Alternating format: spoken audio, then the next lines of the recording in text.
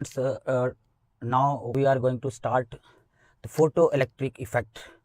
ये जो आपके पास फोटो इलेक्ट्रिक इफेक्ट है, हम इसके बेसिक से लेके फिर इसकी इक्वेशन और फिर इसके ग्राफ डिस्कस करेंगे और देखेंगे कि एंट्री टेस्ट में किस तरह के क्वेश्चन इसकी थ्योरी में से या इसकी इक्वेशंस में से या इसके ग्राफ में से आ सकते हैं।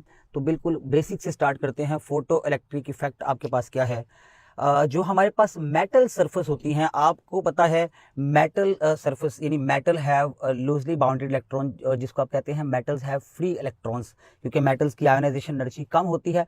तो स्टूडेंट आपने करना यह है कि एक मेटल पीस लेना है और उसको क्या करना है, सूटेबल फ्रीक्वेंसी की लाइट के सामने रखना है।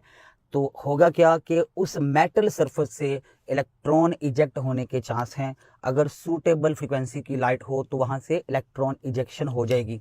ये जो एमिशन ऑफ द इलेक्ट्रॉन है from the metal surface when exposed to the light of suitable frequency, जब आप सूटेबल फ्रीक्वेंसी की लाइट के सामने मेटल सरफेस रखेंगे तो उसमें से जो एमिशन ऑफ द इलेक्ट्रॉन होगी, ये फिनोमिना आपका कहलाता है फोटो इलेक्ट्रिक इफेक्ट।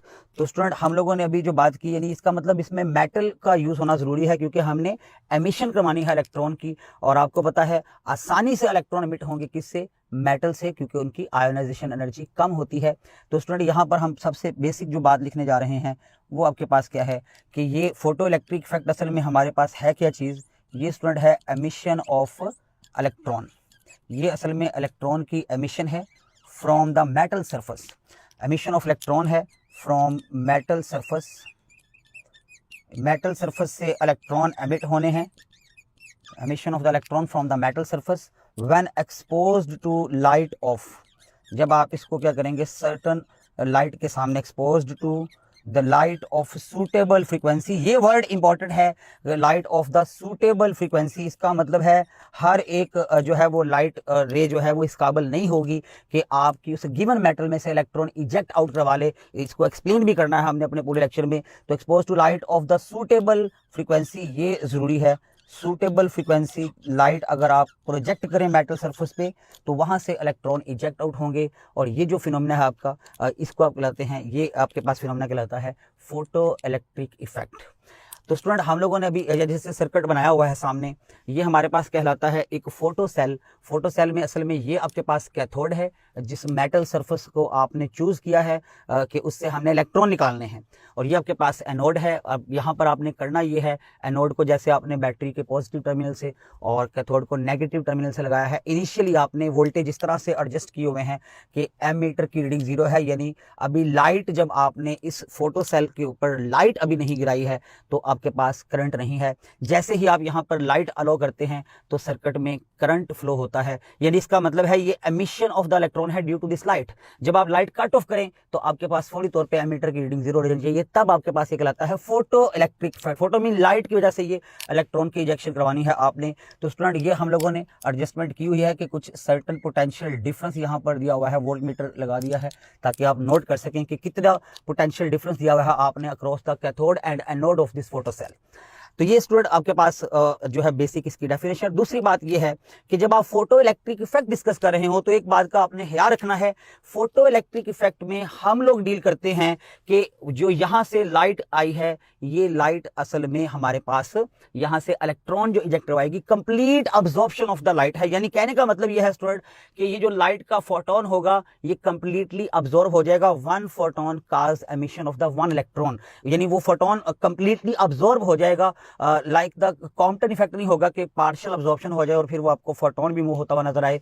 यानी यहाँ पर अगर लाइट के पास 5 फोटोन है तो यहाँ से 5 इलेक्ट्रॉन इजेक्ट आउट हो जाएंगे। यानी इसका मतलब ये है, नोट करने वाली बात ये है, थ्योरेटिकल हम अभी सारा पोर्शन कर रहे हैं। तो दूसरी बात जो आपने नोट करनी है वो क्या है, ये सेकेंड ऑफ सिचुएशन हमने लिखी है कि यहाँ पर हमें क्या है, कंप्लीट अब्जॉर्प्शन रिक्वायर्ड है। Complete absorption of one photon, complete absorption है of one photon by one electron. तो स्टूडेंट ये याद रखना है कि जितने फोटोन आप यहाँ से प्रोजेक्ट करेंगे उतने ही वहाँ से इलेक्ट्रॉन एमिट होने हैं अगर हुए तो, क्योंकि मैंने ये वर्ड एक्सप्लेन करना है, what is meant by this word suitable frequency. तो बहरहाल complete absorption of the photon by single electron जो है वो रिक्वायर्ड है। इसका मतलब कंप्लीटली अब्जॉर्ब आपने करवानी है फोटोन को। तो स्टूडेंट हाई एनर्जी का फोटोन तो नहीं ये काम करेगा, क्योंकि हाई एनर्जी का फोटोन तो पेनिट्रेशन पावर ज्यादा रखता है। तो एक और ऑब्जेक्टिव ज़हन में आ जाएगी कि यहाँ पर एक बात याद रखनी है, low energy photon will be utilised, low energy के फोटोन यूज करेंगे। इसका मतलब है यहाँ पर जो ये वर्ड लिखा है कि complete absorption is required which is possible with the low energy photon. High energy का फोटोन जैसे X-rays photon, gamma rays photon होते हैं, वो तो स्टूडेंट क्या करते हैं, पेनिट्रेट कर जाते हैं, तो वो कंप्लीटली अब्जॉर्ब नहीं होंगे। यहाँ पर आपको क्या चाहिए है, कंप्लीट अब्जॉर्प्शन। तो इसका मतलब है फोटो इलेक्ट्रिक इफेक्ट के लिए आप लोग नोट कर सकते हैं लो एनर्जी फोटोन आपके पास यूज होते हैं। लो energy photon, relatively lower energy photon जो हैं वो यूज होंगे in the photo electric effect. और नॉर्मली कौन सी लाइट हम यूज करते हैं, हम यूज करते हैं इंफ्रारेड, या फिर यूज करते हैं विजिबल, या फिर अल्ट्रा वायलेट यूज कर लेते हैं। इससे ऊपर जाएंगे एक्सरेज में तो आपको पता है वहां पर कॉम्पटन इफेक्ट होता है, और अगर उससे भी ज्यादा एनर्जी के फोटोन यूज करें फिर पेयर प्रोडक्शन के चांसेस होते हैं। बहरहाल लो एनर्जी के फोटोन तो ऑब्जेक्टिव आपने याद रखनी है, complete absorption of the photon is required. So low energy photon जो कि कंप्लीटली अब्जॉर्ब हो सकता है वो हमने यूटिलाइज करना है। हमने यहाँ पर बात की है, जैसे आपकी टेक्स्ट बुक में लाइन लिखी है सोडियम या पोटाशियम का अगर कैथोड हो तो emit electron for the visible light, आप नोट भी कर सकते हैं। बुक में लिखा हुआ है कि आपके पास अगर सोडियम मेटल आपने यूज की है फॉर द फोटो सेल में कैथोड के तौर पे आपने सोडियम, या फिर क्या यूज किया है आपने पोटाशियम यूज किया है एज मेटल सरफेस, तो फिर आप याद रखें कि यहाँ पर कौन सी लाइट यूज होगी, ये आपके पास होगी विजिबल लाइट। ये जो दो मेटल लिखी हैं, emit electron for the visible light. Visible light जो है, विजिबल लाइट के फोटोन यहाँ पर काम आएंगे। और अगर आप मेटल चेंज कर लेते हैं, सपोज आप यूज कर लेते हैं यहाँ पर सीजियम, आप लिखवा है सीजियम कोटेड ऑक्सीडाइज्ड सिल्वर, जो बुक की लाइन है वही आप लोगों ने याद रखनी है, सीजियम कोटेड ऑक्सीडाइज्ड सिल्वर। अगर cesium coated oxidised silver use करते हैं तो फिर आप लोगों के पास क्या है, जो ये cesium coated oxidised silver piece जो होगा ये एमिट करेगा electron when exposed to the infrared. Infrared यहाँ पर यूज करेंगे, और इस तरह लिखा बुक में कि some metal respond to the ultra violet. तो हमने ऑब्जेक्टिव के लिए बुक की वो बात भी लिख ली। दूसरी बात स्टूडेंट, यहाँ पर एक और चीज आप देख रहे हैं, ये जो इलेक्ट्रॉन इजेक्ट आउट होने हैं ये इस मेटल सरफेस से आने हैं बाहर। इसका मतलब ये भी है कि हमें यहाँ पर ये जो लाइट आ रही है ये लाइट और कहीं रास्ते में अब्जॉर्ब नहीं करवानी है, हमने ये लाइट के फोटोन कहाँ पर काम लाने हैं, उस मेटल सरफेस से इलेक्ट्रॉन इजेक्ट करवाने के लिए हमारे काम आने चाहिए। तो पता ये लगा कि यहाँ पर ये दरमियान में ऐसी कोई चीज नहीं होनी चाहिए जो इसको अब्जॉर्ब कर ले, हमने मेटल से इलेक्ट्रॉन इमिट करवाने हैं, तो ये मेटल तक पहुंचनी चाहिए। तो कोशिश करें कि यहाँ पर क्या रखें, रास्ते में कोई भी जो है वो आपके पास अब्जॉर्प्शन ना हो जाए, ताकि मेटल से हिट करें तो सारी एनर्जी हमारी वहाँ यूटिलाइज हो। तो स्टूडेंट यहाँ पर याद रखना है कि फोटो सेल के अंदर जो है कोई गैस फिल नहीं करनी है, ये आपके पास वैक्यूम होता है। यानी पेपर में ऑब्जेक्टिव होती है कि कौन सी गैस जो है फिल की होती है, हाई प्रेशर पे या लो प्रेशर पे, तो ऑब्जेक्टिव लिख लेते हैं नो गैस इज फिल्ड, कोई गैस इसमें फिल नहीं होती है इन फोटो सेल। फोटो सेल जो होता है इसमें आपके पास कोई भी जो है वो गैस फिल नहीं होती है, ये वैक्यूम है। एनोड और कैथोड है आपके, और कैथोड सरफेस से आपने इलेक्ट्रॉन इजेक्ट आउट करवाने होते हैं। अब स्टूडेंट इसके साथ वो जो बात हम अभी करने जा रहे थे, मैंने अभी कहा कि आपके पास सूटेबल फ्रीक्वेंसी का होना जरूरी है। अब ये क्या जो चीज हम कह रहे हैं सूटेबल फ्रीक्वेंसी, सपोज एक मेटल है मेरे पास और इसकी आयोनाइजेशन एनर्जी जो है, मैं रफली अभी कह रहा हूं, सपोज इसकी जो आयोनाइजेशन एनर्जी है ये है 4 इलेक्ट्रॉन वोल्ट। तो स्टूडेंट जो यहां से फोटोन आ रहा है, अगर उसकी एनर्जी 4 इलेक्ट्रॉन वोल्ट से कम हुई तो इसका मतलब है फिर ये मेटल से जो है वो इलेक्ट्रॉन इजेक्ट आउट नहीं करवा सकेगा। इसका मतलब है जो energy of the incident photon है ये लाजमी तौर पे क्या होनी चाहिए, अगर ज्यादा ना भी हो तो इक्वल लाजमी होनी चाहिए किसके, आयनाइजेशन एनर्जी या वर्क फंक्शन की। तो स्टूडेंट ये बात हम लोग लिख सकते हैं कि कंडीशन है यहाँ पर, वो कंडीशन क्या है, कंडीशन आपके पास ये डिसाइड हुई है कि जो energy of the incident photon है, ये जो एनर्जी है ऑफ द इंसिडेंट फोटोन ई जिसको मैं लिख रहा हूं, ये लाजमी तौर पे क्या होनी चाहिए, ग्रेटर हो जाए तो बेहतर है, और कम से कम इक्वल तो होनी चाहिए किसके, फाई, और फाई यहाँ पर क्या है, वो वर्क फंक्शन है। इसी तरह से आप कहते हैं एनर्जी क्योंकि फ्रीक्वेंसी पे डिपेंडेंट है तो E equal to H F, तो आप कहते हैं सूटेबल फ्रीक्वेंसी होनी चाहिए या उससे ज्यादा फ्रीक्वेंसी का फोटोन चलेगा, क्योंकि कम से कम उतनी एनर्जी तो फोटोन के पास होनी ही चाहिए जितनी उस मेटल की आयोनाइजेशन एनर्जी है। तो इसका मतलब हर मेटल के लिए आपको, क्योंकि वर्क फंक्शन अलग आता है तो इसलिए आपको लाइट भी चेंज करनी पड़ती है, जैसे आपने इस एग्जांपल में भी देखा। तो इसका मतलब है फोटोन के ऊपर कंडीशन क्या लगेगी, frequency of the photon must be greater than और equal to a certain value, जिसको आप बोलते हैं थ्रेशोल्ड फ्रीक्वेंसी। ये मिनिमम फ्रीक्वेंसी है which is required for the ejection of the electron from the given metal. हर मेटल के लिए अलग अलग है। यहाँ आप इसको लिख सकते हैं कि जो वेवलेंथ ऑफ द फोटोन है स्टूडेंट, वो आपके पास एक सर्टन होनी चाहिए या उससे कम हो जाए वेवलेंथ, क्योंकि वेवलेंथ जितनी कम होगी एनर्जी उतनी बढ़ जाएगी, और ज्यादा एनर्जी का मसला नहीं, सरप्लस एनर्जी तो इस एमिटेड इलेक्ट्रॉन की काइनेटिक एनर्जी बन जाएगी, मिनिमम पे कंडीशन है। तो ये भी लोग कहते हैं कि वेवलेंथ जो है वो एक सर्टन वेवलेंथ होनी चाहिए, या फिर इंसिडेंट फोटोन की वेवलेंथ उससे स्मॉलर हो जाए तो फिर भी चलेगा। यानी ये आपके पास है एक खास वेवलेंथ जो है लैम्डा नॉट लिख रहा हूं। तो ये स्टूडेंट हमारे पास कंडीशंस बन गई है असल में, कि ये कंडीशन है जिसके थ्रू ये सारा काम होना है।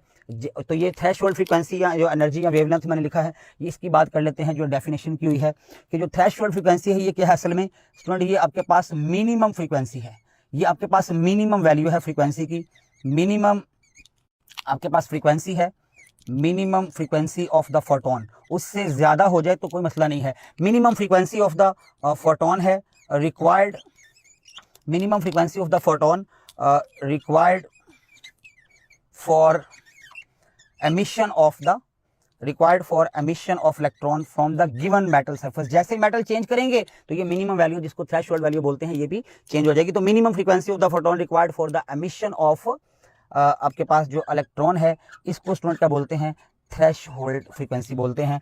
ये आपके पास कहलाती है थ्रेशोल्ड फ्रीक्वेंसी। ये जो मैंने भी डिफाइन कर दिया है कि ये थ्रेशोल्ड वैल्यू है, F0 जिसको आप F0 से शो करते हैं।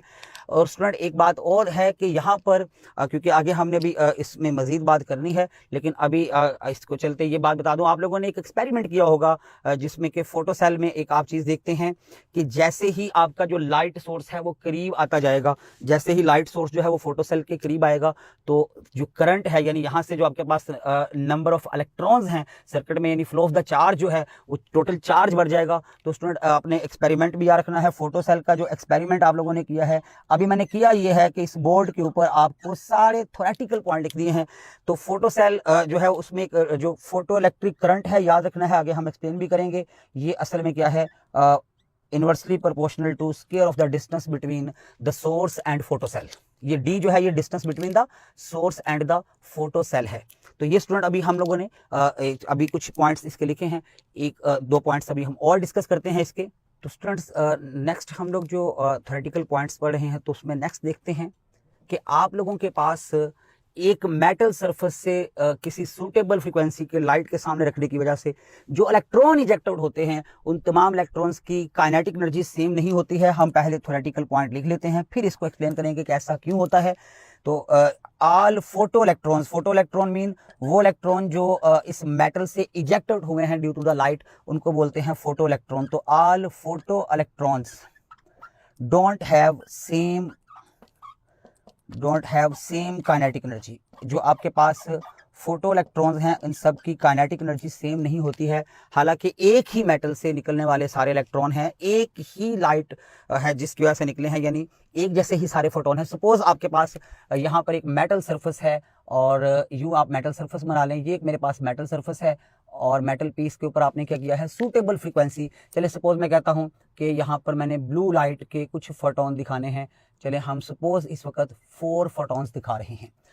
तो स्टूडेंट अगर सपोज ये सूटेबल फ्रीक्वेंसी फोटोन है फॉर दिस मेटल सरफेस, यानी इसका मतलब है कि इन फोटोन में से हर किसी की एनर्जी इस मेटल की आयोनाइजेशन एनर्जी से ज़्यादा है, तो आपके पास यहाँ से इलेक्ट्रॉन इजेक्ट आउट होंगे। और वो कितने इलेक्ट्रॉन होंगे, आपने पढ़ा कि 1 photon cause the emission of 1 electron, क्योंकि एक फोटोन की एनर्जी कंप्लीटली यूटिलाइज करता है एक इलेक्ट्रॉन। तो इसका मतलब है जितने फोटोन आपने प्रोजेक्ट किए हैं मेटल पीस के ऊपर उतने ही आप क्या कर दें, इलेक्ट्रॉन दिखा दें। तो ये मैंने इलेक्ट्रॉन दिखा दिए हैं। अब स्टूडेंट नेक्स्ट ये बात है कि ये इलेक्ट्रॉन तो निकल आए और एक ही जैसे तमाम फोटोन थे और तमाम फोटोन की ज़ाहिर एनर्जी भी एक जैसी थी, एक ही मेटल से निकले, उसके बावजूद मैं कह रहा हूं इनकी काइनेटिक एनर्जी सेम नहीं है। क्या रीज़न है, पहले देखते हैं, हमें पता कैसे लग सकता है कि they have different kinetic energy, फिर देखेंगे रीज़न क्या है। तो स्टूडेंट देखें, पहली चीज़ तो ये है कि आप लोगों के पास अगर आपने ये देखना है कि क्या निकलने वाले तमाम जो आपके पास इलेक्ट्रॉन्स हैं उनकी काइनेटिक एनर्जी सेम है कि नहीं है, तो उसके लिए हम एक काम करते हैं। नॉर्मली ये जो सर्किट आपने बनाया हुआ है, फोटो सेल के अक्रॉस एनोड को आपने पॉजिटिव के साथ और कैथोड को नेगेटिव के साथ कनेक्ट किया होता है। लेकिन अगर आपने इनकी काइनेटिक एनर्जी चेक करनी है एक जैसी है कि नहीं है, तो स्टूडेंट बैटरी के जो कनेक्शंस हैं वो इस सेल के साथ रिवर्स कर दें, यानी जो एनोड है इसको आप क्या कर दें, नेगेटिव से कनेक्ट कर दें और कैथोड को पॉजिटिव बना दें। मैं कलर चेंज कर रहा हूँ। सपोज मैंने ये वाली बात की है कि मैंने जो कैथोड था इसको स्टूडेंट क्या कर दिया है, ये मैंने पॉजिटिव कर दिया है, और जो आपका एनोड था ये क्या कर दिया है, ये मैंने नेगेटिव बना दिया है। सपोज लाइक दिस मैं कहता हूँ मैंने इसको नेगेटिव बना दिया है। अब स्टूडेंट इससे क्या होगा, जब यहाँ से सूटेबल फ्रीक्वेंसी लाइट प्रोजेक्ट होगी उसकी वजह से इलेक्ट्रॉन निकलेंगे, तो ये जो एनोड है बीइंग नेगेटिव, ये नेगेटिव से कनेक्ट होने की वजह से क्या करेगा, इसका पोटेंशियल नेगेटिव है, तो ये जो इनकमिंग इलेक्ट्रॉन है उनको रिपेल करना शुरू कर देगा। अब रिपेल तो करेगा, अगर तो सबको एकदम से रोक ले, यानी एक ही पोटेंशियल, सपोज मैं कहता हूँ रिवर्स पोटेंशियल की वैल्यू जो है यहाँ पर आई है 5 वोल्ट और सारे स्टॉप हो गए हैं, यानी एमीटर की रीडिंग 0 हो गई है। लेकिन दूसरा एक ये है कि जो देखा ये गया कि आप ऐसा करेंगे, जब आप ये रिवर्स करेंगे तो करंट एकदम से 0 नहीं होगा बल्कि रिड्यूस होगा। इसका मतलब है कुछ की काइनेटिक एनर्जी कम थी, दे हैव बीन स्टॉप्ड, उनको रोक लिया गया है, और जिनकी काइनेटिक एनर्जी ज्यादा थी अभी वो इस रिपल्शन के अगेंस्ट मूव कर रहे हैं और सर्किट में करंट आ रहा है। अगर उनको भी रोकना है तो क्या करें, इस पोटेंशियल को बढ़ाते जाएं बढ़ाते जाएं। जब आप पोटेंशियल को बढ़ाते जाएंगे आप देखेंगे करंट कम होता जाएगा, और एक वक्त ऐसा आएगा कि रिवर्स पोटेंशियल की वो वैल्यू आ जाएगी कि even in the presence of light current will be 0, यानी no photo electron will be detected. तो इसका मतलब क्या होगा कि सबको रोकना एक जैसे पोटेंशियल की बस की बात नहीं थी, हमें पोटेंशियल बढ़ाना पड़ा कुछ को रोकने के लिए, और कुछ कम पोटेंशियल पे ही रुके, यानी करंट कम हो गया और कम हो गया पोटेंशियल बढ़ाने से, फिर जाके 0 हुआ। अगर सबकी काइनेटिक एनर्जी सेम होती तो फिर एक ही पोटेंशियल पे सारे रुक जाने चाहिए थे, कुछ को रोकने के लिए ज्यादा पोटेंशियल लगाना पड़ा। तो इसका मतलब है कि सबकी काइनेटिक एनर्जी सेम नहीं है, और वो पोटेंशियल, वो रिवर्स पोटेंशियल जो मैक्सिमम काइनेटिक एनर्जी जिनकी थी उनको भी रोक देता है, उसको बोलते हैं हम लोग स्टॉपिंग पोटेंशियल। तो स्टूडेंट यहाँ पर हम डिफाइन कर लेते हैं स्टॉपिंग पोटेंशियल जो है वो क्या है। ये असल में value of the reverse potential difference है। ये असल में value of the reverse potential difference जो है, वैल्यू ऑफ द रिवर्स क्यों कह रहा हूं, क्योंकि आपने कनेक्शंस को रिवर्स करके लगाया है। एनोड को नॉर्मली आप पॉजिटिव से लगाते हैं, लेकिन हमने इलेक्ट्रॉन्स को रोकने के लिए नेगेटिव से कनेक्ट किया था एनोड को, और पॉजिटिव से कैथोड को, जो कि रिवर्स है असल में। तो इसलिए क्या है, value of the reverse potential difference between या across the value of the reverse potential difference across the anode and cathode of the photocell, value of the reverse potential difference across the anode and cathode of the photocell, which stops the electron having maximum kinetic energy, which stop the electron having maximum kinetic energy. जिनकी kinetic energy क्या है, maximum है, उनको रोकने के लिए जो आपने पोटेंशियल लगाया है is called the stopping potential. मैंने स्टॉपिंग पोटेंशियल जो है वो आपके सामने डिफाइन कर दिया है। तो स्टूडेंट एक बात तो ये पता लगी कि value of the reverse potential across the photocell which is required to stop the electron having the maximum kinetic energy is called the stopping potential. देखेंगे स्टॉपिंग पोटेंशियल किस पे डिपेंड करता है। एक बात तो फौरी पता लग गई, आप कहेंगे सर पहली बात तो हमें समझ लगती है मेटल सरफेस। आप मेटल सरफेस चेंज करें तो आपको पता है कि मेटल जो आपके पास मेटल अगर चेंज, जिसकी आयोनाइजेशन एनर्जी ज्यादा हो जाएगी तो आपके पास जो इंसिडेंट फोटोन है उसका ज्यादा हिस्सा अगेंस्ट आयोनाइजेशन एनर्जी यूटिलाइज हो जाएगा, और कम एनर्जी से इलेक्ट्रॉन आएगा उसको रोकना आसान हो जाएगा। और अगर मेटल की आयोनाइजेशन एनर्जी कम हुई तो इंसिडेंट जो फोटोन है उसकी कम एनर्जी यूटिलाइज होगी अगेंस्ट द आयोनाइजेशन एनर्जी, और ज्यादा एनर्जी काइनेटिक बनेगी तो रोकना मुश्किल हो जाएगा। इसका मतलब है स्टॉपिंग पोटेंशियल की वैल्यू जो है, एक तो ये डिपेंड करती है nature of the cathode surface पे, दूसरा आप कहेंगे ये भी तो है इंसिडेंट फोटोन की एनर्जी कितनी थी, क्योंकि उसने तो इलेक्ट्रॉन को एनर्जी देनी है। अगर फोटोन ज्यादा एनर्जेटिक है तो निकलने वाला इलेक्ट्रॉन भी क्या होगा, वो भी ज्यादा एनर्जेटिक होगा, उसको रोकना भी मुश्किल होगा। तो याद रखें जो स्टॉपिंग पोटेंशियल की हमने बात की है ये भी हम क्लियर कर दें। जो स्टॉपिंग पोटेंशियल है आपके पास जो भी आपने कनेक्ट किया है, स्टॉपिंग पोटेंशियल डिपेंड किस पे करेगा, तो ऑब्जेक्टिव हम बनाते जा रहे हैं, थ्योरेटिकल जितनी बन सकती हैं। स्टॉपिंग पोटेंशियल जो है इसकी वैल्यू किस पे डिपेंड करती है, depend upon number 1 nature of the, ये डिपेंड करती है nature of the cathode surface. जो आपने मेटल यूज की है जिससे आपने इलेक्ट्रॉन इजेक्ट आउट करवाने हैं, और वो किस नेचर की मेटल है, क्या आयोनाइजेशन एनर्जी है, और सेकेंडली किस पे डिपेंड करती है, एनर्जी या फ्रीक्वेंसी आप कह सकते हैं ऑफ द इंसिडेंट फोटोन। तो यूँ आप कह लें एनर्जी ऑफ इंसिडेंट फोटोन। तो स्टूडेंट आपने ना सिर्फ स्टॉपिंग पोटेंशियल यानी इस पॉइंट में हमने थ्योरेटिकल में सीखा है कि तमाम की काइनेटिक एनर्जी सेम नहीं होती, और मैक्सिमम को एनर्जी वाले को रोकने के लिए जो पोटेंशियल लगाया है रिवर्स पोटेंशियल, वो स्टॉपिंग पोटेंशियल है। और स्टॉपिंग पोटेंशियल ऑब्जेक्टिव याद रखनी है किस पे डिपेंड करता है, एक तो nature of the cathode surface और दूसरा energy of the incident photon. और ये भी याद रखना है कि अगर ये नेचर के साथ क्या लिंक है कि जितनी आयोनाइजेशन एनर्जी ज्यादा वाली मेटल यूज करेंगे तो निकलने वाले इलेक्ट्रॉन की काइनेटिक एनर्जी कम हो जाएगी, तो स्टॉपिंग पोटेंशियल भी कम रिक्वायर्ड होगा उसको रोकने के लिए। और इसके साथ क्या है कि जितनी एनर्जी ज्यादा होगी उतना ही आपके पास स्टॉपिंग पोटेंशियल भी ज्यादा हो जाएगा। तो ये हम लोगों ने, अगर आपने इक्वेशन वाइज देखना है तो स्टूडेंट हमने किया क्या है कि जो पोटेंशियल लगाया है इसने आने वाले इलेक्ट्रॉन्स को रोका है। तो अगर ये बैटरी का जो वर्क डन है वो equal to maximum kinetic energy of the photo electron है, तो तभी ये बैटरी जो है उसको स्टॉप कर सकती है। तो अगर आपके पास लिखना है तो यूं लिख लें कि जो आपके पास V है इज इक्वल टू W/Q जिसको आप कहते हैं।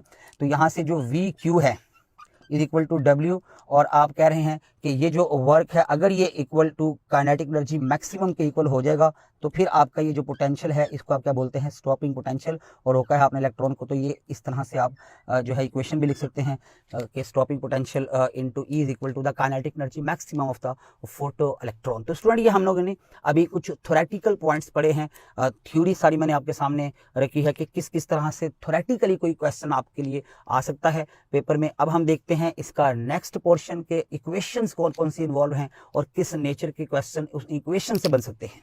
अब स्टूडेंट्स हम देखते हैं कि फोटो इलेक्ट्रिक इफेक्ट के अंदर कौन कौन सी इक्वेशंस हैं जो यूज हो सकती हैं और जिनमें से न्यूमेरिकल टाइप कोई चीज़ बन सकती है। फोटो इलेक्ट्रिक इफेक्ट में जो इक्वेशंस हैं उनमें एक इक्वेशन तो हमने पहले ही डिस्कस कर ली थ्योरी इसकी डिस्कस करते वक्त, जिसमें मैंने बात आपसे की थी कि जो आपके पास पोटेंशियल डिफरेंस है, reverse potential difference across the photo cell जो आपके पास था, जैसे potential difference equal to W/Q से आपने लिखी थी वो इक्वेशन, तो यहाँ से बन गया था VQ is equal to W, और अगर बैटरी का ये वर्क डन जो है वो equal to maximum kinetic energy of the photo electron हो तो आपके पास ये जो पोटेंशियल है ये स्टॉपिंग पोटेंशियल कहलाता है। वो पोटेंशियल जो मैक्सिमम काइनेटिक एनर्जी वाले इलेक्ट्रॉन को स्टॉप करने के लिए यूज होता है। अच्छा स्टूडेंट, एक तो ये इक्वेशन में पड़ी थी। दूसरी जो इसकी आइंस्टाइन इक्वेशन है, जो इसकी बेसिक इक्वेशन है जो law of conservation of energy based है। स्टूडेंट जो इंसिडेंट फोटोन है उसकी एनर्जी दो हिस्सों में यूटिलाइज हुई ही। जैसे आप लोगों के पास यहाँ पर सपोज मेटल पीस है तो इसकी जो आयोनाइजेशन एनर्जी है, जो वर्क फंक्शन है, उसको अगर मैं फाई से डिनोट कर दूं, फाई जो है ये मेरे पास अगर इस मेटल सरफेस की आयोनाइजेशन एनर्जी को शो कर रहा है, या आप इसको क्या बोलते हैं, आप इसका दूसरा नाम है वर्क फंक्शन। तो स्टूडेंट अगर फाई से इसको डिनोट कर दिया जाए तो वो आप लोग ऐसा करें कि यहाँ पर अगर सूटेबल फ्रीक्वेंसी के फोटोन इसके ऊपर प्रोजेक्ट कर देते हैं, ये आपके पास सूटेबल फ्रीक्वेंसी से मुराद है कि इन फोटोन की जो आपके पास फ्रीक्वेंसी है या जो एनर्जी है वो उससे मैच कर रही है, जो मिनिमम एनर्जी रिक्वायर्ड है उससे ज़्यादा एनर्जी का फोटोन है या उससे इक्वल का है, तो यहाँ से आपके इलेक्ट्रॉन इजेक्ट आउट होंगे। तो यहाँ पर ये जो फोटोन है ये कंप्लीटली यहाँ पर मौजूद इलेक्ट्रॉन ने अब्जॉर्ब करना है। तो स्टूडेंट यहाँ पर इस फोटोन की एनर्जी कहाँ पर जाएगी, वो इलेक्ट्रॉन एनर्जी अब्जॉर्ब करेगा और उसको कैसे यूटिलाइज करेगा, कुछ एनर्जी यूटिलाइज होगी अगेंस्ट द न्यूक्लियर अट्रैक्शन। वो जो न्यूक्लियस ने फोर्स ऑफ अट्रैक्शन रखी होती है, उस न्यूक्लियर की फोर्स ऑफ अट्रैक्शन जो है इलेक्ट्रॉन के ऊपर, उस अपने अट्रैक्शन की अगेंस्ट इसको बाहर इजेक्ट करना है। तो कुछ एनर्जी तो उस वक्त यूटिलाइज हो जानी है जिसको आप आयनाइजेशन एनर्जी बोलते हैं, और जो सरप्लस एनर्जी होगी वो आपके पास कहाँ काम आ जाएगी, वो बन जाएगी इन निकलने वाले इलेक्ट्रॉन्स की काइनेटिक एनर्जी बन जाएगी। तो स्टूडेंट ये जो आपके पास है ये हम लोग इस तरह से सिचुएशन डील कर रहे हैं। इसका मतलब ये हुआ कि जो एनर्जी ऑफ द फोटोन है, आप यूं लिख सकते हैं, जो एनर्जी ऑफ द फोटोन है ये असल में कहाँ कहाँ यूटिलाइज हुई है। इसका कुछ हिस्सा जो है वो against the force of attraction by the nuclear ionisation energy में यूटिलाइज हो गया है, और जो सरप्लस एनर्जी है वो क्या बन गई है, काइनेटिक एनर्जी बन गई है, और मैं काइनेटिक एनर्जी मैक्सिमम लिख रहा हूं।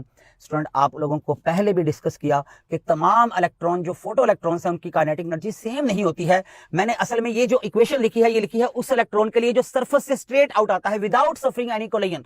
अब जो आपका यहाँ पर इलेक्ट्रॉन था वो यहाँ से बाहर आ गया, तो स्टूडेंट उसके बाद क्या होगा, इससे इनर लेयर, जो इससे इनर लेयर होगी, जब वहां से आपके पास इलेक्ट्रॉन बाहर आएगा, यहाँ वाला इलेक्ट्रॉन, तो ये बाहर आने से पहले क्या करेगा, it may suffer some collisions, जो आपके पास कोलिन होगी इसके अंदर, तो कोलिन की वजह से क्या होगा, जब वो बाहर आएगा तो वो उतनी एनर्जी शो नहीं करेगा। तो हमने जो लिखा है वो लिखा है जो मैक्सिमम काइनेटिक एनर्जी रखता है, यानी जो सरफेस से स्ट्रेट बाहर आया है विदाउट सफरिंग एनी कोलिन, इसलिए मैंने इक्वेशन के अंदर यूज किया है काइनेटिक एनर्जी मैक्सिमम। तो स्टूडेंट ये जो फोटोन की एनर्जी है ये इस तरह से जो है law of conservation of energy भी आपके सामने है कि एनर्जी की जो एक फॉर्म है वो दूसरी दो फॉर्म में कैसे यूटिलाइज हुई है, कैसे कन्वर्ट हुई है। तो आप इसको यूँ लिख सकते हैं, एच एफ फोटोन एनर्जी जो है वो इक्वल टू किसकी आ जाएगी, work function plus kinetic energy maximum. ये स्टूडेंट आपके पास बेसिक इक्वेशन है जो आइंस्टाइन इक्वेशन है, ये हमारी इक्वेशन है इस आर्टिकल में, बेसिक इक्वेशन जो फोटो इलेक्ट्रिक इफेक्ट को एक्सप्लेन करती है एनर्जी कंजर्वेशन के बिहाफ पे। अच्छा, अब स्टूडेंट सपोज एक केस डिस्कस करते हैं। आप कहते हैं सर सपोज ये जो मेरे पास आने वाला फोटोन है, इस फोटोन की जो एनर्जी है वो just equal to ionization energy है। इसका मतलब है फोटोन के पास सिर्फ इतनी एनर्जी है जितनी कि मेटल से इलेक्ट्रॉन को इजेक्ट करवाने के लिए एनर्जी चाहिए थी against the nuclear force of जो अट्रैक्शन है। तो आप लोगों के पास जो फिर एमिटेड आपका इलेक्ट्रॉन होगा उसकी काइनेटिक एनर्जी नहीं होगी। इसका मतलब है क्योंकि वो जो एनर्जी है वो जस्ट इक्वल टू आपके पास किसके इक्वल है, वो just equal to ionization energy या work function of the metal है। इसका मतलब frequency is just equal to the threshold, उससे ग्रेटर नहीं है। तो स्टूडेंट इसका मतलब ये है कि हम नेक्स्ट सिचुएशन ये डिस्कस करने जा रहे हैं कि अगर सपोज मेरे पास ऐसा केस आ जाए कि अगर मैं कहता हूं कि जो frequency of the incident photon है वो just equal to threshold frequency है, तो आप फौरी तौर पे कहेंगे कि सर फिर लिख दें फौरी तौर पे कि इस वक्त जो है काइनेटिक एनर्जी जो है वो नहीं होगी, क्योंकि एनर्जी तो जस्ट उतनी ही है जितनी वहां से इलेक्ट्रॉन को इजेक्ट करवाने के लिए चाहिए थी, तो नो काइनेटिक एनर्जी। तो अब आपकी जो इक्वेशन है ये क्या बन जाएगी स्टूडेंट, काइनेटिक एनर्जी जब जीरो हो जाएगी। कब, जब आप यहाँ पर क्या करेंगे, एफ नोट पुट करेंगे, यानी थ्रेशोल्ड फ्रीक्वेंसी पुट करेंगे, तो काइनेटिक एनर्जी जीरो हो गई। इसका मतलब है phi is equal to H F nought. तो ये इक्वेशन है स्टूडेंट, अगर आपको threshold frequency for the given metal दी हो तो आप उसकी आयनाइजेशन एनर्जी कैलकुलेट कर सकते हैं, या आपको आयनाइजेशन एनर्जी अगर मेटल की पता हो तो आप उसको एच से प्लैंक कांस्टेंट से डिवाइड करके उस मेटल के लिए क्या आपके पास मिनिमम एनर्जी फ्रीक्वेंसी रिक्वायर्ड होगी वो निकाल सकते हैं। तो ये एक और इक्वेशन है जो फोटो इलेक्ट्रिक इफेक्ट में यूज होनी है। स्टूडेंट अब इसी इक्वेशन को यहाँ पुट कर लें वापस, इक्वेशन नंबर 2 में जब आप पुट करेंगे वैल्यू तो आपके पास एक और इक्वेशन आ जाएगी। तो इक्वेशन क्या बनेगी, H F is equal to phi plus kinetic energy maximum जो थी, ये आपके पास जो इक्वेशन थी, इस इक्वेशन की हमने अब नेक्स्ट फॉर्म देखनी है। स्टूडेंट हमने क्या किया है, H F is equal to इस फाई की वैल्यू लगा दे, क्या है value, H F not plus आपके पास काइनेटिक एनर्जी मैक्सिमम। तो स्टूडेंट एक और चीज़ याद रखनी है कि यहाँ से काइनेटिक एनर्जी मैक्सिमम निकल सकती है H F minus F note, यहाँ एच कॉमन लेके लिख लें तो आपके पास क्या आ जाएगा एच, और यहाँ पर आप लिख सकते हैं स्टूडेंट क्या वैल्यू आ जाएगी, एफ माइनस एफ नोट। यानी हमने क्या किया है, इसको इधर लेके आए हैं और एच कॉमन लिया है, this is kinetic energy maximum. Student इससे एक बहुत इंपॉर्टेंट बात आपको बतानी है, ये है आपके पास काइनेटिक एनर्जी मैक्सिमम की इक्वेशन। अच्छा स्टूडेंट एक बात याद रखनी है, अगर सपोज इंसिडेंट फोटोन जो है, मैं कहता हूँ बेटे वो फ्रीक्वेंसी कितनी रखता है, थ्रेशहोल्ड से 4 टाइम्स। यानी इसका मतलब है मैं एक वैसे केस डिस्कस कर रहा हूँ, सपोज मेरे पास एक ऐसा केस है कि जो फ्रीक्वेंसी है वो कितनी है, वो 4f नोट है, यानी 4 टाइम्स ऑफ द थ्रेशहोल्ड। तो यकीनन अगर थ्रेशहोल्ड से ज़्यादा है, 4 टाइम्स है इस वक्त, तो फोटो इलेक्ट्रिक इफेक्ट तो होगा ही होगा। और कितनी काइनेटिक एनर्जी होगी इस वक्त, तो स्टूडेंट आप यहाँ पर जब पुट करेंगे 4f नोट, तो 4f note minus f note तो 3f नोट। इसका मतलब है आपके पास जो काइनेटिक एनर्जी है स्टूडेंट वो कितनी आ जाएगी, आप देख सकते हैं इस इक्वेशन से काइनेटिक एनर्जी कितनी आ जाएगी, वैल्यू पुट कर लें f की, 4f note minus f note तो 3f नोट और बाहर h भी है तो आ जाएगा 3hf नोट। अब स्टूडेंट ज़रा गौर करना है, मैं आपसे जो चीज़ डिस्कस करने जा रहा हूँ आप देखेंगे कि अगर मैं सपोज एक और क्वेश्चन आपसे कर लेता हूँ कि जी अगर सपोज मेरे पास इंसिडेंट फोटोन की जो फ्रीक्वेंसी है वो 8f नोट है, कितनी है, 8f नोट है, 8 टाइम्स ज़्यादा है, फिर भी अभी आपके पास फोटो इलेक्ट्रिक इफेक्ट तो होगा, थ्रेशोल्ड फ्रीक्वेंसी से ज़्यादा फ्रीक्वेंसी का फोटोन है, और इस वक्त जो इलेक्ट्रॉन एमिट होंगे उनमें से जो मैक्सिमम एनर्जी का आपका इलेक्ट्रॉन होगा उसकी कितनी काइनेटिक एनर्जी होगी, तो वो आप दोबारा से इसी इक्वेशन से नोट कर सकते हैं। देखेंगे क्या वैल्यू आएगी आपके पास, यहाँ पर जब आप 8f नोट पुट करेंगे माइनस f नोट तो बनेगा 7f नोट, और बाहर h भी है तो इसका मतलब है 7hf नोट। स्टूडेंट ये क्यों लिखा है, अब सामने एक इंपॉर्टेंट बात आई है, जब आपने इंसिडेंट फोटोन की फ्रीक्वेंसी डबल की है, 4 से आपने क्या की है, 4 से आपने 8 की है, डबल की है, तो देखिए काइनेटिक एनर्जी 3 से डबल होके 6 नहीं आई बल्कि 7 आई है, मोर देन डबल। तो एक ऑब्जेक्टिव याद रखनी है कि अगर आप इंसिडेंट फोटोन जिसकी जो फ्रीक्वेंसी है वो पहले कंडीशन लिख लें फोटो इलेक्ट्रिक इफेक्ट की कि फ्रीक्वेंसी ऐसी है कि ग्रेटर देन आपके पास किससे है, वो ग्रेटर देन आपके पास की है, ग्रेटर देन आपके पास थ्रेशोल्ड है। और अब आप क्या करें, अगर फ्रीक्वेंसी को डबल कर दें, अगर आप कहते हैं कि सर हमने फ्रीक्वेंसी को डबल कर दिया है, तो याद रखना है अगर फ्रीक्वेंसी को डबल करेंगे तो जो काइनेटिक एनर्जी है वो डबल नहीं हुई बल्कि क्या हो गई है, kinetic energy more than double. Student एक बहुत इंपॉर्टेंट बात सामने आई है कि फ्रीक्वेंसी को डबल करने से काइनेटिक एनर्जी डबल नहीं होती बल्कि मोर देन डबल होती है। इस तरह आप 3 टाइम करके देख लेते, यानी 4 की बजाय यहाँ पर 12 करते, यानी 3 टाइम करते रहा, तो आप जब यहाँ 12 पुट करते तो आंसर क्या आता 11, और 11 क्या आना था 3 को अगर आप 3 टाइम करते तो 9 आता, मोर देन 3 टाइम। तो इसका मतलब स्टूडेंट याद रखना, इसकी रीजन भी बताऊंगा आगे। अभी आपने ऑब्जेक्टिव याद रखनी है कि frequency of the incident photon, अगर frequency of the incident photon है वो आपके पास क्या हो जाए, frequency of the incident photon जो है वो हो जाए स्टूडेंट किससे, मैं कहता हूं डबल हो जाए फ्रीक्वेंसी आपके पास फोटो इलेक्ट्रिक इफेक्ट में, तो आपके पास जो काइनेटिक एनर्जी है ऑफ द फोटो इलेक्ट्रॉन वो क्या हो जाएगी, मोर देन डबल। आप चेक कर सकते हैं, डबल नहीं हुई, 3 से डबल होता तो 6 होता, लेकिन काइनेटिक एनर्जी 7hf नेट हुई है 3 से बढ़ के, तो मोर देन डबल आपके पास आंसर आया है। रीजन बी समझानी है, लेकिन बात याद रखनी है और ये कंडीशन भी याद रखनी है कि ये बात तब है अगर इंसिडेंट फोटोन की फ्रीक्वेंसी पहले आप ये कंफर्म कर लें कि वो फोटो इलेक्ट्रिक इफेक्ट हो भी रहा है कि नहीं हो रहा है। मसलन आप मुझे कहें कि सर इंसिडेंट फोटोन की जो फ्रीक्वेंसी है, इंसिडेंट फोटोन की जो फ्रीक्वेंसी है वो आपके पास, सपोज मैं बात करता हूं, वो आपके पास 0.3 एफ नोट है। इसका मतलब क्या हुआ, वो तो एफ नोट से कम। आप कहेंगे सर मैंने डबल कर दिया, डबल करके 0.6 कर लें, और आप मुझे कहेंगे सर अब kinetic energy more than double, तो बेटे इस केस में तो फोटो इलेक्ट्रिक इफेक्ट हुआ ही नहीं। तो पहले कंडीशन देखनी है कि फोटो इलेक्ट्रिक इफेक्ट हो रहा है। अब अगर हो रहा है तो क्या करें, फ्रीक्वेंसी को डबल करके देखें, फौरी तौर पर आपके पास जो आंसर आएगा काइनेटिक एनर्जी का it will be more than double. तो पहले कंडीशन सेटिस्फाई करनी है, फिर क्वेश्चन देखना है। ये बात आपने लाजमी तौर पर याद रखनी है, क्योंकि जैसे ही आपके पास कंडीशन अगर सेटिस्फाई हो तो फिर सारी बात जो सामने की हुई है वो तो एप्लीकेबल ही नहीं है। ज़ाहिर है ये बात तब एप्लीकेबल है कि फ्रीक्वेंसी डबल करने से जो आपके पास काइनेटिक एनर्जी मैक्सिमम है of the photo electron more than double होगी। अगर फोटो इलेक्ट्रिक इफेक्ट होता हुआ तो, अगर फोटो इलेक्ट्रिक इफेक्ट होता ही नहीं, कंडीशन ही सेटिस्फाई नहीं हो रही, आप 1f नोट से नीचे नीचे रह के ही डबल करते जा रहे हैं, तो उससे तो होना ही नहीं है कुछ। अच्छा स्टूडेंट, तो बहरहाल ये एक इंपॉर्टेंट बात है जिसके भी रीजन भी देखेंगे। और नेक्स्ट अब आपके पास एक और चीज़ है कि जो मैंने भी 3 इक्वेशन आपके सामने लिखी, और इस इक्वेशन से क्योंकि एक इंपॉर्टेंट ज़हन में बात आ गई थी तो आपके पास ये मैंने डिस्कस कर दी, ये 4 इक्वेशंस। अभी एक बात और है, आप इक्वेशन वोल्टेज की फॉर्म में भी लिख सकते हैं। मसलन आप लोगों ने जो है वो काइनेटिक एनर्जी मैक्सिमम की वैल्यू क्या लिखी हुई है, वी नॉट ई, तो सम टाइम आपके पास ये वाली चीज़ भी आ जाती है। जैसे ये इक्वेशन है H F is equal to, तो आप इसको यूँ भी लिख सकते हैं H F is equal to 5 की जगह आप क्या लिखते हैं एच एफ नॉट, और स्टूडेंट काइनेटिक एनर्जी मैक्सिमम की जगह क्या लिखा होता है, वो आपके पास लिखा होता है वी नॉट ई। तो ये भी आपने इक्वेशन याद रखनी है। सम टाइम किसी न्यूमेरिकल में स्टॉपिंग पोटेंशियल से रिलेटेड आपके पास ये बात आ सकती है। तो ये स्टूडेंट वो इक्वेशंस थी सारी जो आपके पास यूज़ होनी है while dealing the photo electric effect. अब हम देखते हैं कि फोटो इलेक्ट्रिक इफेक्ट में जो है वो ग्राफिकली कौन कौन से ग्राफ जो हैं वो इन्वॉल्व हैं जिसमें से क्वेश्चन पूछे जा सकते हैं। तो स्टूडेंट सबसे पहले हम लोगों ने जो है वो देखना है कि इफ़ेक्ट ऑफ द फ्रीक्वेंसी क्या है। अगर मैं किसी मेटल पर जो प्रोजेक्ट कर रहा था लाइट, उस लाइट की इंटेंसिटी वही रखूं, लेकिन जो है वो फोटॉन्स आपके पास जो है वो ज़्यादा एनर्जी के यानी ज़्यादा फ्रीक्वेंसी वाले यूज़ करें तो क्या होगा। हम लोग देखने जा रहे हैं effect of the frequency. Effect of the frequency जो है वो क्या है, इसमें एक ग्राफ आपके सामने आएगा जिससे क्वेश्चन पूछे जा सकेंगे। तो स्टूडेंट सपोज मेरे पास मेटल सरफेस है लाइक दिस, आपके पास मेटल सरफेस आप यू बना लें, ये मेरे पास एक मेटल पीस है और आपने क्या किया इसके ऊपर एक लाइट प्रोजेक्ट की, और ये मेरे पास एक लाइट है। सपोज मैं कहता हूँ कि जी मेरे पास जो लाइट इसके ऊपर प्रोजेक्ट की है, अभी ये इस तरह से मैंने लाइट बनाई हुई है। तो सपोज़ कोई आप इसको अभी ऑरेंज या रेड कलर आप इसको देखेंगे, ऑरेंज चलें, तो आपके पास यूँ होगा कि अगर इसके सपोज 3 फोटोन हमने प्रोजेक्ट किए हैं तो ज़ाहिर है यहाँ से 3 इलेक्ट्रॉन निकल आएंगे, क्योंकि 1 photon cause the emission of 1 electron. और आप क्या करें, इसी मेटल पीस के ऊपर अगर आप लोग बजाय ऑरेंज या रेड के आप क्या करें, ब्लू लाइट जो है वो प्रोजेक्ट कर दें। सपोज ब्लू लाइट के आपने 3 फोटोन, यानी इंटेंसिटी मैंने चेंज नहीं की, इंटेंसिटी मतलब नंबर ऑफ फोटोन चेंज नहीं किए, लेकिन फ्रीक्वेंसी चेंज कर दी है।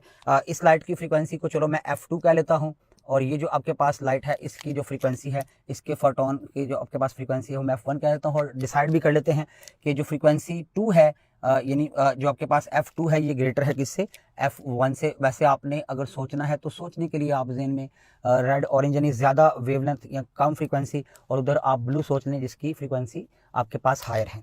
तो एक ही मेटल पीस के ऊपर आपने क्या किया है, दो डिफरेंट फ्रीक्वेंसी वाले फोटोन, लेकिन तादाद में सेम, इंटेंसिटी सेम रखी है। तो अब क्या होगा स्टूडेंट, बात ये है कि यहाँ से अब आपके पास इलेक्ट्रॉन तो 3 निकलेंगे, और यहाँ से भी इलेक्ट्रॉन कितने निकलेंगे, 3, क्योंकि 3 ही फोटोन दिखाए हैं। तो इसका मतलब है कि अगर आपने फ्रीक्वेंसी चेंज कर भी दी है, फ्रीक्वेंसी आपने बढ़ा भी दी है, तो आप देखें जब आपने फ्रीक्वेंसी को इंक्रीज भी कर दिया है, पहली बात तो याद रखनी है कि फोटो इलेक्ट्रिक करंट चेंज नहीं हुआ है, number of the charge carrier in the circuit जो है वो ही आने हैं, तो फोटो इलेक्ट्रिक करंट तो चेंज नहीं हुआ है। आप कहेंगे इसका मतलब 3 इलेक्ट्रॉन यहाँ से निकलने हैं, अगर इस मेटल पीस की बात करें तो यहाँ से भी 3 इलेक्ट्रॉन, लेकिन इन 3 को रोकना मुश्किल होगा इनके मुकाबले में। उसकी रीजन वही इक्वेशन है स्टूडेंट जो हम लोगों ने पहले पढ़ी, HF is equal to phi plus kinetic energy maximum. तो अब आप क्या करने जा रहे हैं भला, आपने कहा कि आपने ये फ्रीक्वेंसी बढ़ा दी है, आपने फ्रीक्वेंसी बढ़ा दी है, तो स्टूडेंट जैसे ही आप ये फ्रीक्वेंसी बढ़ाएंगे तो आपके पास वो फ्रीक्वेंसी के बढ़ने से क्या हो जाएगा, काइनेटिक एनर्जी बढ़ जाएगी, क्योंकि बाकी तो इक्वेशंस में चीजें कांस्टेंट हैं, फाई कांस्टेंट है, एच कांस्टेंट है, ये दो चीजें तो वैसे ही कांस्टेंट है ना, ये जो दो चीजें हैं ये तो आपके पास कांस्टेंट है, फाई भी और एच भी। तो फ्रीक्वेंसी बढ़ाने से फर्क क्या पड़ेगा, जितना फ्रीक्वेंसी बढ़ाएंगे उसके कॉरस्पॉन्डिंग काइनेटिक एनर्जी बढ़ जाएगी, और अगर काइनेटिक एनर्जी ज्यादा हो गई तो स्टूडेंट अब आपको पता है अगर काइनेटिक एनर्जी बढ़ गई तो रोकना मुश्किल हो जाएगा। इसका मतलब काइनेटिक एनर्जी बढ़ेगी, तो याद ये रखना है फ्रीक्वेंसी बढ़ाने से काइनेटिक एनर्जी बढ़ती है, और काइनेटिक एनर्जी बढ़ जाए तो स्टॉपिंग पोटेंशियल जो है वो क्या हो जाएगा आपके पास, वो बढ़ जाएगा।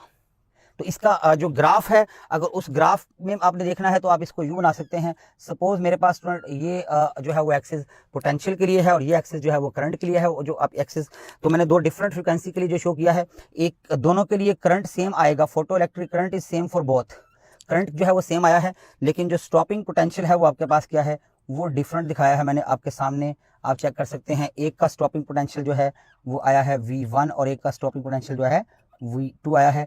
और आपके पास हुआ क्या है कि एक लाइट जो है उसकी फ्रीक्वेंसी F1 है और एक लाइट जो है उसकी फ्रीक्वेंसी क्या है, वो F2 है। और यहाँ पर फ्रीक्वेंसी 2 जो है वो किससे ग्रेटर है, फ्रीक्वेंसी 1 से। तो फ्रीक्वेंसी 2 यानी जिसकी फ्रीक्वेंसी ज़्यादा है और उस फोटोन की वजह से निकलने वाला इलेक्ट्रॉन ज़्यादा एनर्जी रखता होगा, उसको रोकना मुश्किल होगा, स्टॉपिंग पोटेंशियल ज़्यादा होगा। तो आप देख सकते हैं स्टॉपिंग पोटेंशियल ज़्यादा है, रिवर्स पोटेंशियल होता है, इसलिए वो रिवर्स साइड पे आपको नजर आ रहा है कि ज़्यादा है।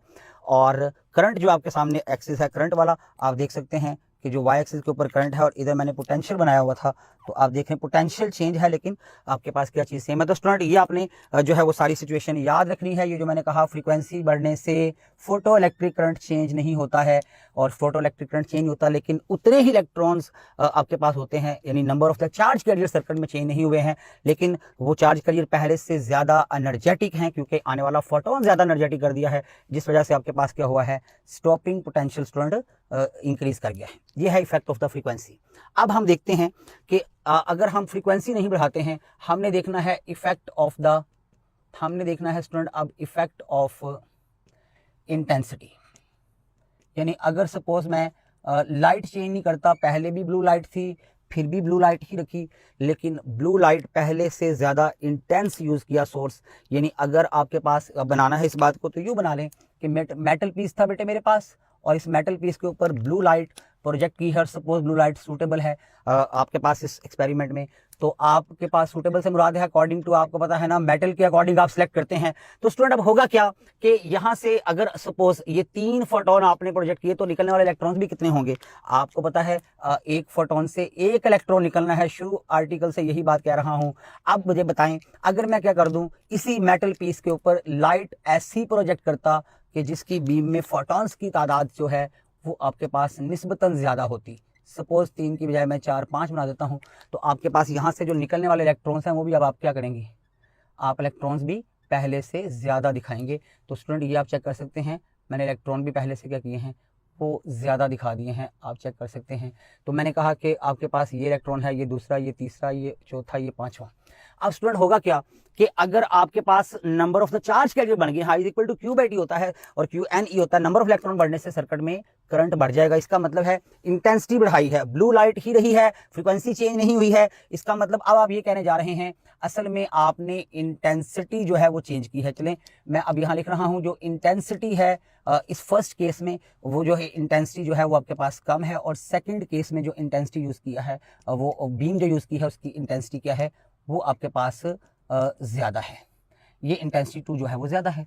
अब स्टूडेंट इससे हुआ क्या कि आपके पास इंटेंसिटी बढ़ी है, यानी आप यूँ कह रहे हैं कि आपने इंटेंसिटी जो है ये आपने बढ़ा दी है। आप यूँ कह रहे हैं कि इंटेंसिटी हमने बढ़ा दी है लेकिन फ्रीक्वेंसी आपने सेम रखी है, कलर चेंज नहीं किया, लाइट वही है आपके पास, लेकिन more number of photons are now projected on the metal surface. तो इंटेंसिटी बढ़ाने से हुआ क्या है student, number of the emitted electrons बढ़ गए हैं। तो इसका मतलब क्या है कि आपके पास फोटो इलेक्ट्रिक करंट जो है स्टूडेंट ये इंक्रीज कर गया है। लेकिन एक बात याद रखें, जब फ्रीक्वेंसी कांस्टेंट है तो आप मुझे बताएं फ्रीक्वेंसी अगर चेंज नहीं होगी तो फिर काइनेटिक एनर्जी भी चेंज नहीं होगी। इसका मतलब है आप यहाँ लिख सकते हैं जो काइनेटिक एनर्जी है वो आपके पास क्या रही है कांस्टेंट। और स्टूडेंट अगर काइनेटिक एनर्जी चेंज नहीं हुई तो रोकना जो है वो आपके पास मुश्किल नहीं हुआ, यानी इसका मतलब इन 3 को रोकना था तो रिवर्स पोटेंशियल जितना लगाना था और इन 5 को रोकना है तो जो reverse potential cross the photo cell लगाना है वो उतना ही होगा, क्योंकि मैक्सिमम काइनेटिक एनर्जी वाला जो फोटो इलेक्ट्रॉन है अभी भी वो आपके पास क्या है उतनी ही एनर्जी रखता है। एनर्जी तब चेंज होती है जब फ्रीक्वेंसी चेंज होती है। अब फ्रीक्वेंसी ही चेंज नहीं हुई, तादाद में जरूर ज्यादा हो गए हैं इलेक्ट्रॉन्स लेकिन जो एनर्जी है वो नहीं बढ़ी, तो इसका मतलब स्टॉपिंग पोटेंशियल जो है स्टूडेंट ये क्या रहा है, ये आपके पास कांस्टेंट है। तो स्टूडेंट ये आप चेक कर रहे हैं, मैंने कांस्टेंट वाला सारा हिस्सा यहाँ बना दिया है। इस केस में ये चीज़ें कांस्टेंट रहती हैं।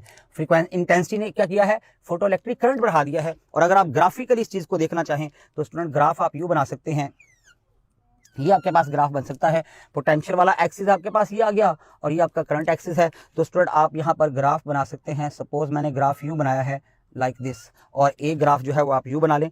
अब आप चेक कर सकते हैं कि किया मैंने असल में क्या है कि यहाँ पर मैंने शो ये किया है सपोज दिस वन। तो आप चेक करें स्टॉपिंग पोटेंशियल क्या रहा है, वो सेम रहा है। दोनों केसेस में स्टॉपिंग पोटेंशियल जो है वो वही रहा है। हाँ करंट आप देख सकते हैं यहाँ अगर आप लेबल कर लें 1 मिली एम्पेयर 2 मिली एम्पेयर 3 4 5 6, तो करंट आप देख रहे हैं कि करंट बढ़ गया है इस केस में, लेकिन आपके पास स्टॉपिंग पोटेंशियल सेम रहा है क्योंकि हमने क्या किया है इसको अगर मैं कहता हूँ सपोज ये इंटेंसिटी जो है इस वाली बीम के लिए, उस वाले बीम के लिए है ग्राफ जिसमें कि इंटेंसिटी 1 है मैं जिनको कह रहे हैं, और ये ऊपर वाला जहाँ करंट ज़्यादा है यहाँ इंटेंसिटी जो है वो इंटेंसिटी 2 मैंने इसको नाम दिया है।